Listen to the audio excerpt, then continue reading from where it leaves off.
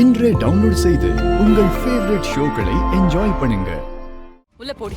போலாம் வா பிரிதா. முடியாதுக்கா. உள்ள போன்னு சொல்றேன்ல. முடியாதுக்கா.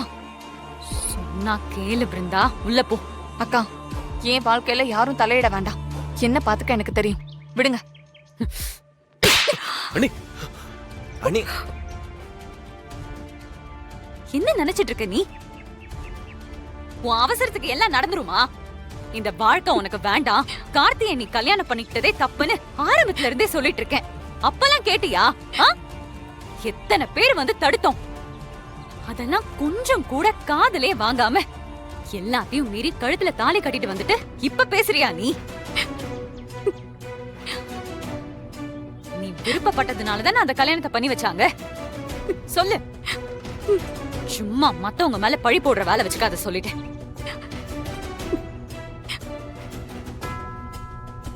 நீ கார்த்திய கல்யாணம் பண்ணிட்டு வரும்போதே உனக்கு தெரிஞ்சிருக்கணும் இந்த மாதிரிலாம் பிரச்சனை வரும், அது எல்லாம் நம்ம ஃபேஸ் பண்ணணும்னு.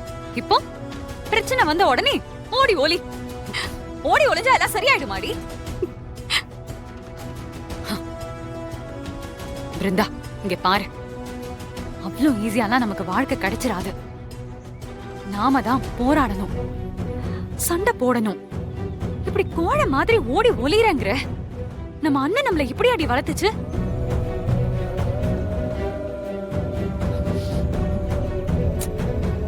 சரி வா, வீட்டுக்குள்ள போலாம்.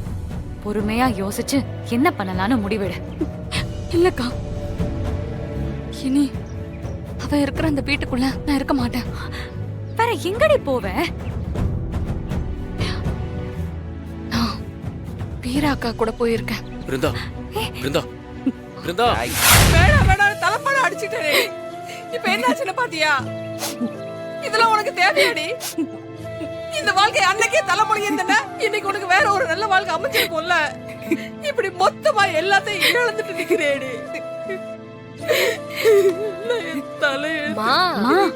என்னம்மா நீ? அவளே உடைஞ்சு போய் அழுதுட்டு இருக்க, நீ இந்த மாதிரி பேசிட்டு இருக்க.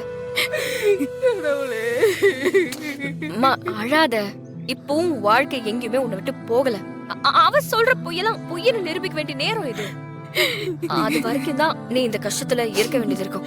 ஏய், உனக்காக நாங்க எல்லாரும் இருக்கோம்டி. கண்டிப்பா அவ சொன்ன பொய்ய நிரூபிச்சு இந்த வீட்டை விட்டு வெளியே அனுப்புவோம். ஆமா, நீ தாண்டி கார்த்திக் கூட வாழ போற. அதை யாராலையும் மாத்த முடியாது. புரிஞ்சுக்கோடி. ஆமாடி, நீங்க எல்லாரும் இப்படி நம்பிக்கை கொடுத்துதான் இன்னைக்கு அவ இந்த நிலைமையில இருக்கா. அம்மா, ஒருத்தி பொய் சொல்லி ஏமாத்தி நம்ம வாழ்க்கையை தட்டி பறிக்கணும்னு நினைக்கிறா. பதிலுக்கு நம்ம என்னமா பண்ணணும்? சரி, இருந்துட்டு போன விட்டுட்டு போணுமா? எதிர்த்து போராடணுமா? அப்படிதானமா நீ எங்களை சொல்லி கொடுத்து வளர்த்திருக்க. இப்ப இந்த விஷயத்துல மட்டும் நீ ஏமா இவ்ளோ நெகட்டிவா பேசுற? இங்க பாரு, நீ நினைக்கிற மாதிரிலாம் ஒன்னும் ஆயிடாதுமா. நாங்க இருக்கோம். பிருந்தா வாழ்க்கைய அப்படியே விட்டுற மாட்டோமா? எங்களை நம்பு.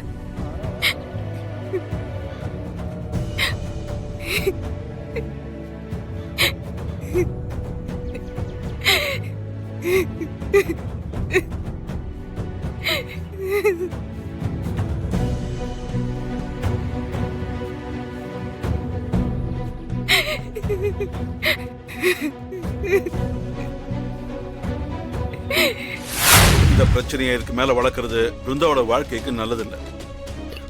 இல்ல மாமா, அது அம்மா, நீ என்ன சொல்ல வரேன்னு எனக்கு புரியுது.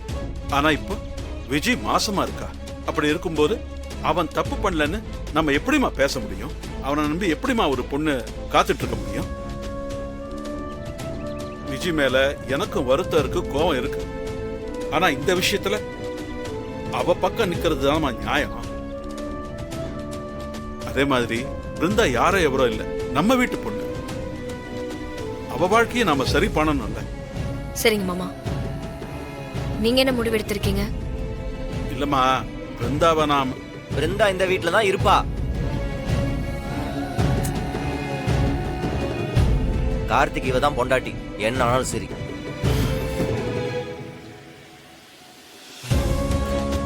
மாரணி கொஞ்சம் அமைதியாரா? சும்மா வீரா, அவ பொய் சொல்றான்னு சொல்லிட்டு இருக்கோம். திரும்ப திரும்ப இவங்க 2 பேரும் அவளுக்கே சப்போர்ட் பண்ணிருக்காங்க. எரிச்சல் ஆகுது. இது சரிங்கிறியா? அவ சொன்ன போய்க்கு பிருந்தா எதுக்கு பாதிக்கப்படணும்? வீரா, அவனை முட்டாள் மாதிரி பேச வேணாம்னு சொல்லுமா. ஆமா, பிருந்தாவ அவன் தங்கச்சி மாதிரி மக மாதிரின்னு சொல்லிட்டு இப்போ 2ஆம் தரமா வாழ வைக்க போறானா? அது அவளுக்கு கௌரவமா இருக்குமா? 2 பொண்டாட்டியோட ஒரே வீட்டுல வாழறவன எப்படி அவன் ஊர் மதிக்கும்? மாறா, அண்ணன் நல்லதுக்காக தான் சொல்லுது. பிருந்தா நம்ம வீட்டு பொண்ணு. அவளுக்கு நல்லது கெட்டதெல்லாம் புரியும்டா. இது அவ வாழ்க்கை. இந்த விஷயத்துல ஏதோ தப்பு நடந்திருக்கு. இதை பொறுத்த வரைக்கும் சேலைக்கும் வலிக்காம முள்ளுக்கும் வலிக்காம நல்லபடியா தான் நாம இதை முடிச்சு விடணும். அதுக்கு முன்னாடி அவசரப்பட்டா அவ வாழ்க்கை தானடா பாதிக்கும். அட ஏதாவது சொல்லிட போறேன்.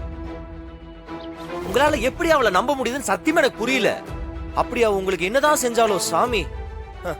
இப்போ கூட அவங்க அம்மா வீட்டுக்குள்ள மறைச்சு வச்சு நாடகம் ஆடிட்டு இருந்தா. அந்த மாதிரி இந்த கர்ப்பமும் ஒரு நாடகம், அவ்வளவுதான். இப்ப அமைதியா இருக்க போறானா இல்லையா அவன்? என்னமோ பண்ணி தொலைங்க. எரிச்சலாவது. இந்த மாதிரி ஒரு விஷயத்துல எந்த ஒரு பொண்ணும் பொய் சொல்ல மாட்டால. அவ சொல்லுவா. அத்த, கார்த்தி தப்பே பண்ணாதப்போ ஊரையே கூட்டி அவன் என்ன கெடுத்துட்டான்னு சொல்லி டிராமா பண்ணவதான் அவ. மாறா, நீ கார்த்தி பிருந்தா மேல இருக்கிற பாசத்துல பேசிக்கிட்டு இருக்க. என்ன இருந்தாலும் யாரு என்ன சொன்னாலும் இந்த விஷயத்துல விஜி பக்கமும் கொஞ்சம் உண்மை இருக்குமோன்னுதான் என் மனசுக்கு தோணுதுடா. இப்படி சொல்லி நான் உனக்கு புரிய வைக்க. அத்த, முட்டாளா இருக்கலாம், அதுக்கு நீ இவ்வளவு முட்டாளாவா இருப்ப? சும்மா கத்தாத.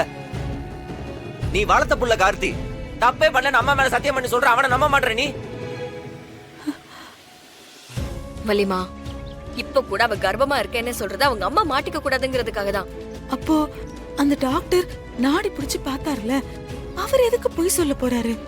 ஏன் அவர் உண்மையதான் சொல்லிருக்கணுமா என்ன?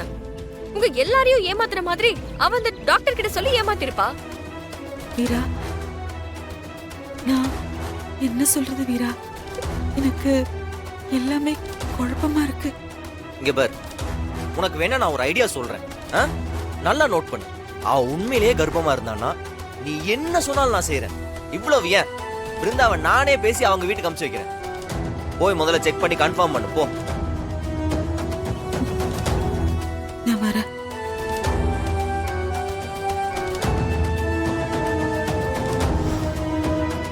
இந்த விஜய் இருக்காளே, லேசுப்பட்ட ஆள் இல்லடி, லேசுப்பட்ட ஆள் இல்ல.